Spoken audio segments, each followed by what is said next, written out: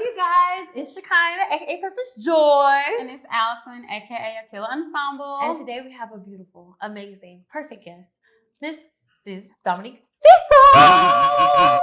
Hey. She is a licensed professional counselor, and she's the owner of Yellowbird Counseling, a place where I have the pleasure of working with. And she's awesome. She's amazing. But today we want to have a conversation about the process of therapy and what you can expect, things you need to know about it, frequently asked questions. We used to talk about therapy and the therapeutic process all the time. We do. We don't ever really give you really hard facts. We don't ever give you the real meat of the situation. You know, we just kind of tell you to go, and then that's like where we leave it at. So today, we're gonna clear all those things up with a series of questions. And yeah, so let's get started. All right. So the first question we want to ask is, what is therapy? So that's a really good question because a lot of people don't know the difference between therapy and counseling. Mm-hmm. So therapy is going to be where you're working on a treatment plan for clinical issues or diagnostic concerns such as anxiety or depression or PTSD, postpartum, or any family concerns that there may be a member of the family that has a clinical issue. So really with that, we're looking at diagnosis, depression, anxiety. Now with counseling, we're looking more at normal life stressors and how to navigate those. So changing a job, maybe loss of a relationship or loss of a loved one, maybe like grief counseling. If you're feeling stuck where you're at in life and you're trying to figure out how to move forward. So that's more of what counseling is. And the great thing about seeing a therapist is you can get whatever you need from a licensed professional. So think of counseling as life coaching from a licensed professional. And then of course, if you do therapy, then you would get that from a licensed professional to treat those more clinical issues. So yeah. That's awesome. Yeah, that is good. That's a real smooth breakdown. Lays it out flat. Yeah. Lays it out flat. Okay. Okay. That's the beginning of the meat that we're getting into. Right. You see, want to ask the next question? Yeah. So how do I know I should be going to therapy or counseling? Well, as far as it's concerned for us as Black people, minorities, you should be in therapy / all right. If you are Black, you need to be in therapy / counseling. One, I say it all the time. One is because all of us were already born with trauma in our DNA from the things that our ancestors endured, from slavery, rape, being experimented on, being dehumanized in general. Well, that gets passed down through a process known as epigenetics. And so we have modern day responses to past trauma. And then on top of that, you have your present day trauma that's been perpetuated by our past trauma that you may experience as your individual self. So either or both, whether your situation is just the past trauma or past and perpetuated present day trauma, if you're Black, you need to see a therapist. All right. You heard it here first, guys. Right. If you're Black, you need to go to therapy. Basically. That is the only requirement that there is. Yep. Well, one of the main ones. If you are, you need to go. Okay, awesome. So you kind of touched on this, but I think a lot of people get a little confused about this. The difference between a coach, a therapist, and a psychiatrist. Right. Yeah, so with a coach, anybody can be a coach. During this pandemic, I've seen hundreds of coaches just pop. You know, that's not a regulated field. They do have a national certification, but you're not required to have that. Like, you won't get in any kind of trouble if you don't have that certification and you try to provide life coaches. Which, nothing against coaches. I'm sure that there is a lot of great life coaches out there. But you do really want to be working with somebody who has some sort of governing body to hold them accountable. Yeah. Because lines can get blurred. Coaches can turn into friends, and then you can have some issues there that can actually injure you. So again, nothing against coaches. I'm sure there are some great ones out there with great boundaries, but because everybody is calling themselves a coach, everybody does not have great boundaries. So you want to protect yourself when choosing to go that life coach route. I would definitely also say have a therapist if you're trying to do that too, to kind of keep yourself protected. Yeah. Yeah, so life coaching, somebody that helps you, with life goals, maneuvering stuck spots that you might be in, helping you determine what direction you might go in a certain part of your life or in your life in totality. So that's what they do. Again, therapy is more for clinical issues such as depression, anxiety, PTSD. If you've experienced any type of trauma, complex trauma, meaning trauma that you've experienced over and over again for a long period of time, and that's where you would look for a therapist. But a therapist can also give you counseling as well. So just because you see a therapist does not mean you're getting therapy. You might be getting counseling from a therapist. It just may be more beneficial cost-wise for you, because you can still see a therapist for counseling under your insurance plan. Okay. Mm-hmm. And so then the last one, a psychiatrist, that is who you go to prescribe your medication. Gotcha. But not someone that you just want to go to. You don't want to just go to a psychiatrist because all they do is manage medication they give you. They don't get to the meat of what is going on underneath those medications that is causing whatever concerning behaviors or expressions are presenting to cause you to have to take those meds. You also want to be seeing a therapist while taking meds. And hopefully, if you have a diagnosis that can be rectified, because sometimes people don't, just like diabetes. Sometimes people have type 1 diabetes that they'll have for the rest of their life. And sometimes people have type 2 diabetes that they can, with exercise and other regimented activities, they can be, I guess, cured from that. So mental health is the same way. Some people have, if we're using that analogy, some people have type 1 diabetes, but they do have to be on medication for their entire life. And then some people are type 2 diabetic mental health wise, where they may take medicine for a short period of time. And then once we get through what the root of the problem is in therapy, they can eventually come off that medication. But yes, a psychiatrist prescribes a medication, but that's it. That's all they do.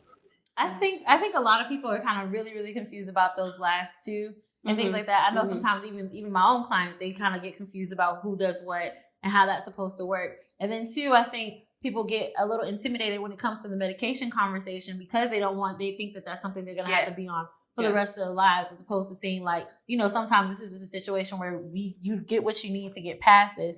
And then we'll keep doing the work so you can get off of it. Right. That's really good. I agree with you 100%. I will say this. If you have to be on medication for your whole life, you're in a position where you're going to want to be on that medication your whole life, because it could be, without it, you could be a harm to yourself or other people. So if you have that particular type of diagnosis such as schizophrenia, that's the big one that most people, even if they don't know exactly what it is, they've at least heard the word. Yeah. Schizophrenia, that's a lifelong medical process right there. So you're going to want to be on that medication to quiet any delusions, any hallucinations, like to be comfortable. But, for depression and anxiety, you may be able to wean off of that medication over time. Right. That's good. That's good. Our next question. Where can I find the therapist? Like, can I just go on Google, or can I be like, hey, put me on to your therapist, Like, where should I reach out to get a therapist? It actually is, right? It really is just as easy as Googling therapist, or if we're talking more about minority mental health, therapyforblackgirls.com. That's a directory of Black female clinicians, and you can search your area, and it'll pull up those clinicians in your area that you can go through their bios and read and see which one would best suit you. There for Black men, there's therapyforblackmen.org. There is cliniciansofcolor.com. I just posted one on my IG story that had a list of resources that were really good. Let me see if I can just thumb through that real quick. Yeah. Woo, Lord. You gotta be like up on it. It's so tiny. So for LGBTQ directory, there is therapy for QPOC. And that stands for queerpeopleofcolor.com. For Latinx community, they have latinxtherapy.com. They got the Association of Black Psychologists, which is abpsi.org. So those are just to name a few. If you are of Asian descent, they have Asian MHC, which stands for Asia MHC. No, it's Asian. Sorry. AsianMHC.org, which stands for mental health counseling. So Asian MHC, which stands again for mental health counseling.org. So those are just to name a few, but you definitely can Google as well. And therapists that have websites, such as myself, with good SEO, will come up. Awesome. Okay. Thank you for dropping them gems. The people need to know. I think that's another thing that's really intimidating too. I get a lot of questions about that. Like, where do I go? Where I found one at? Well, she kind of tell me who you go to. Right. I'd be like, y'all can come. Well, I can just come see you. I said, you can't just come see me. I can't. I'm sorry, but you can go to Yellowbird. We got. It's a plethora of us. It's like 5 of us. 6 now, isn't it? Is it like 6 now? Yeah, it's like 6 of us now. Well, yeah, I never tell myself I always catch y'all and I don't work. There will be 6 coming soon, but right now it's 5 of us. Yeah, Awesome. gang. Awesome. Yellowbird gang. That's legit. Oh, that's legit. Right. Okay, so how do I prepare for my first session? That's a good one. I'm a little, it's my first session. I don't know what to do. I don't know what to bring. Please. Just like the church folks say, come as you are. Definitely come as you are. But ask your therapist questions about what your concern is. So, identify what your concern is, or identify why you think you might need to come in. And then any questions that you have concerning the reason that you're coming in, like how can you help me? That's a good one. How can you help me? What would my treatment plan look like? That's a good one. And you definitely would want to ask this at your first session, just so you know, what is your experience working with people of color? Okay? Especially, even if they're Black, still ask that. Because all skin folk ain't kinfolk, and that's just what it is. Yeah, that's the real. That's the real. I need the real. Thank you. And also, you want to know, people probably don't ask it, but they really should. Ask your therapist, are they in therapy? Because you want to make sure that the person working with you is healthy. Okay. And an unhealthy therapist is going to show they like a glass house, but they're standing in a glass house. You can spot them a mile away. And you don't want to be in a situation where you're injured because your clinician is not keeping their self well. You don't got to ask them what they work on. You can just say, hey, are you also in therapy? Right. And if they get offended by that, it's time for you to find someone else. Okay. Yeah. So those are just some basic questions you can ask. How can you help me? What's your experience working with people of color? Are you in therapy yourself? And what would my treatment plan look like? Okay. Awesome. Those are good. Really good. My turn. Yeah, your turn. Okay. All right. Okay. So I've met my therapist. And, what if I'm not feeling it? Well, I'm not feeling him or her, and I'm like, I tried it. I don't really think it's going to work. What should I do?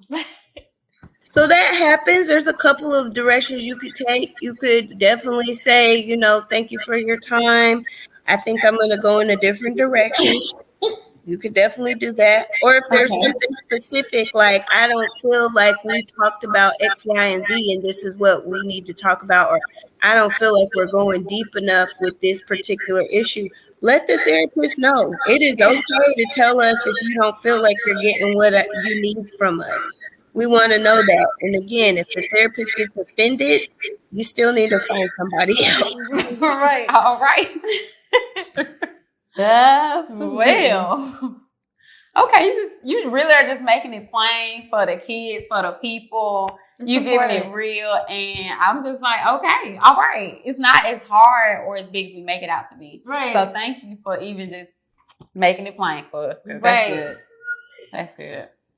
So the next question is, how many sessions, do you think on average a person should expect to go in? Because I think some people think I'm going to go to therapy this one time and then that's it. I should be good to go. What can people kind of anticipate that process to be like? And then if so, how do they know if it's working? Okay. So I'm just going to use the CBT basic model. Is about 12 to 16 sessions. Mm-hmm. Okay, to really work through a particular issue or concern.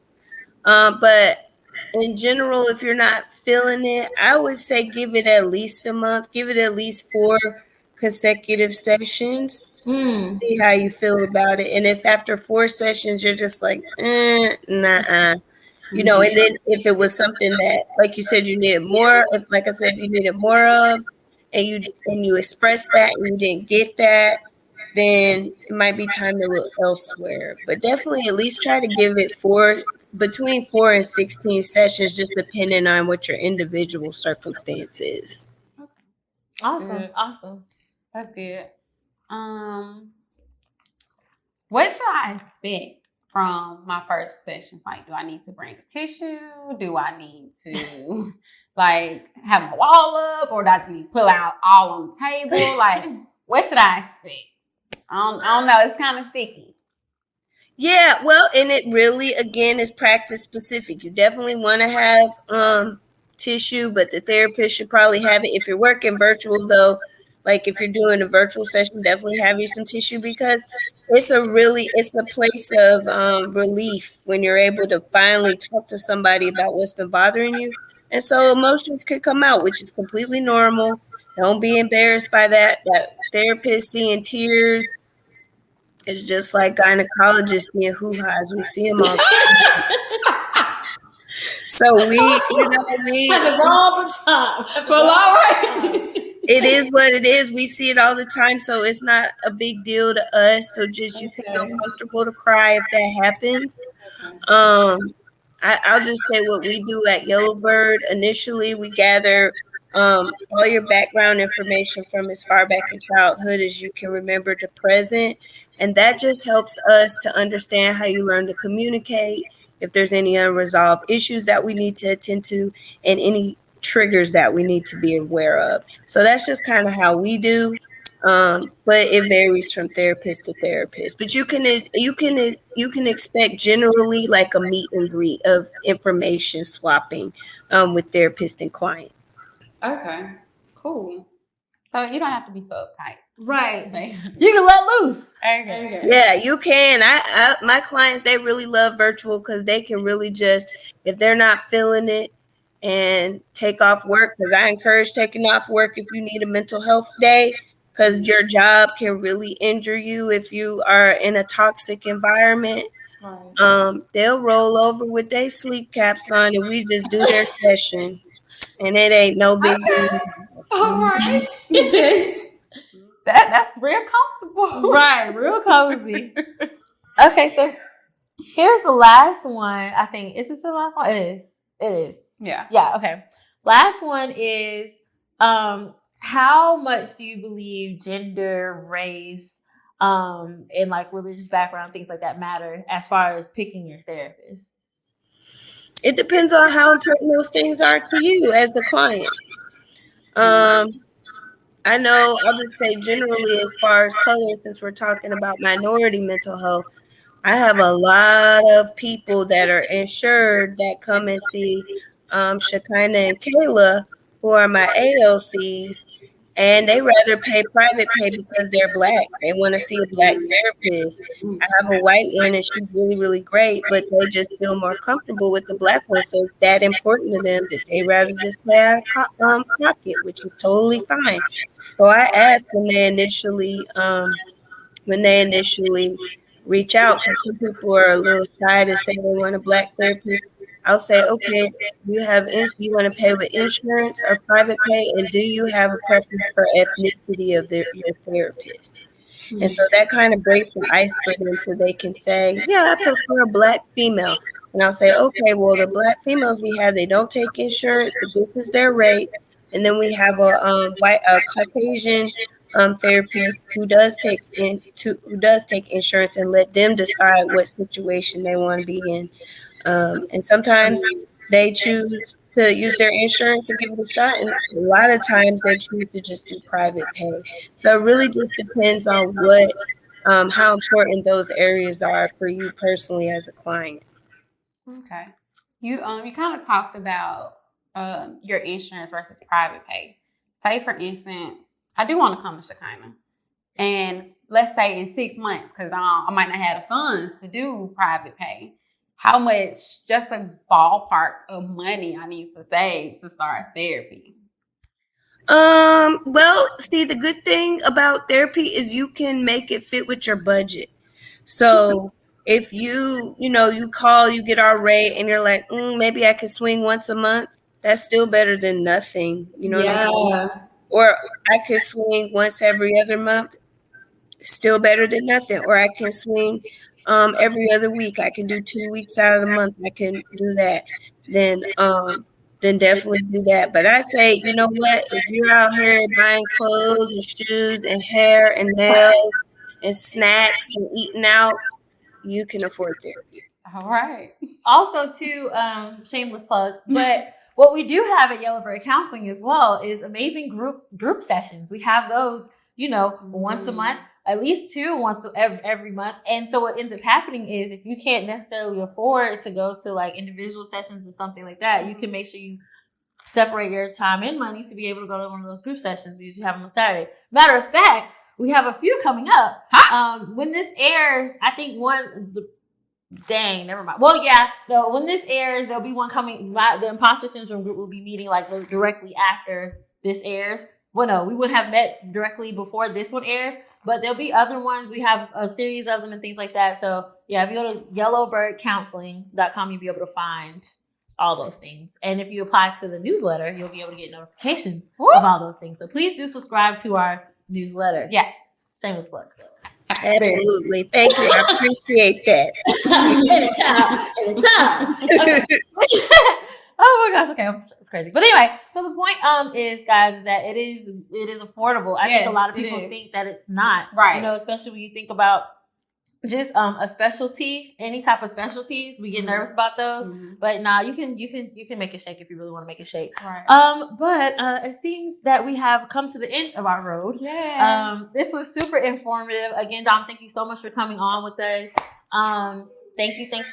Yes, it was lit. Like I said, visit yellowbirdcounseling.com to be able to subscribe to our newsletter. You'll also be able to, if you're interested, set up sessions with myself or Dom. You can also get information. Yeah, so a swag shop in there with some fire clothes about mental health. Okay, we got the groups. Okay, you can get down with that. All right, we have all the things you need to help you continue to go through your healing process and your healing journey. So it's lit. And I'm very excited to be a part of that amazing team at Yellowbird Counseling. It's lit over there. But anyway, any closing remarks, Dom? Anything you want to share with the people? Just reach out to us, and even if we don't have anybody that you feel would be a good fit for you with us, that is totally okay. My whole goal for our community as a whole is to just get you to somebody. I have other friends of mine, real good friends of mine, that have their own practices. So if we don't have what you need, we'll find you what you need. So definitely just reach out. I'm very accessible. You can email us at therapy@yellowbirdcounseling.com. Again, you can go to therapy, or you can go to yellowbirdcounseling.com. We're on Facebook and Instagram, yellowbirdcounseling.com. So we're super accessible. You can even Google yellowbirdcounseling.com. And our marketing manager does a really good job to make sure we pop right on up. So yeah, reach out to us and we will get you where you need to go.